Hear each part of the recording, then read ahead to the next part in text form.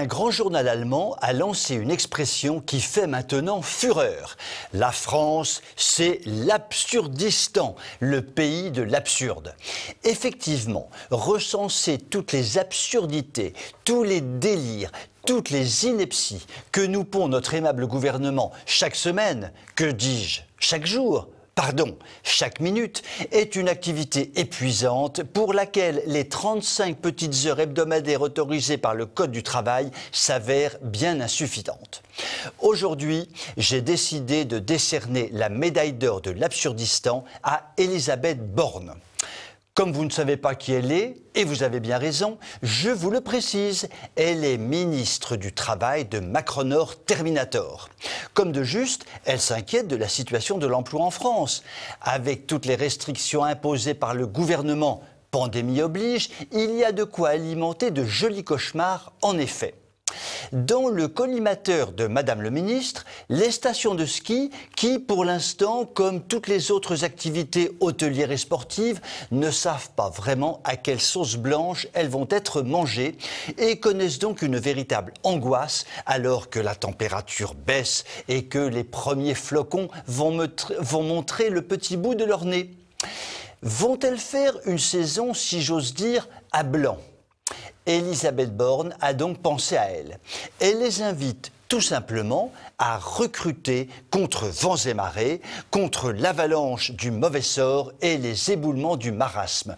Embauchez, mes amis, ne vous retenez pas. Vous n'avez pas de trésorerie, pas de clients, pas de réservation, pas de location. Il ne faut surtout pas que cela vous retienne. Embauchez, mes amis. Il sera toujours temps de débaucher demain ceux que vous avez embauchés aujourd'hui. C'est ce qu'elle propose le plus sérieusement du monde. En France, nous assistons à une explosion du chômage. Qu'à cela ne tienne, l'État, avec le soutien de la Banque centrale européenne, fait activement fonctionner la planche à billets numérique pour pouvoir payer les allocations chômage.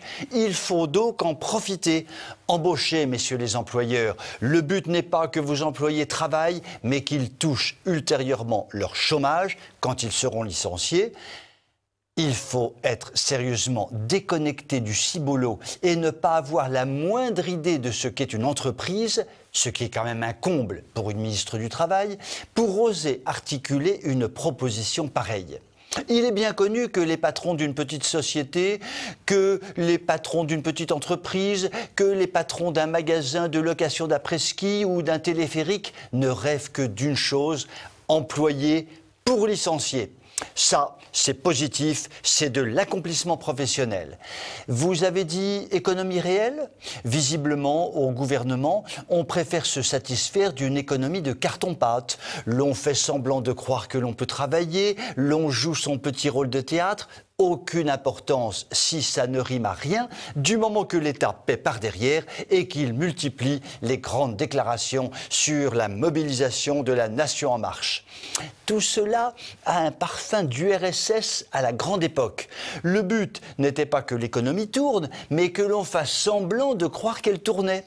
Ce petit jeu-là peut durer un certain temps, mais le jour où ça plantera, cela fera très mal, autrement plus mal qu'une chute à ski. Sur cette conclusion douloureuse, je vous souhaite une très belle soirée et je vous dis à demain.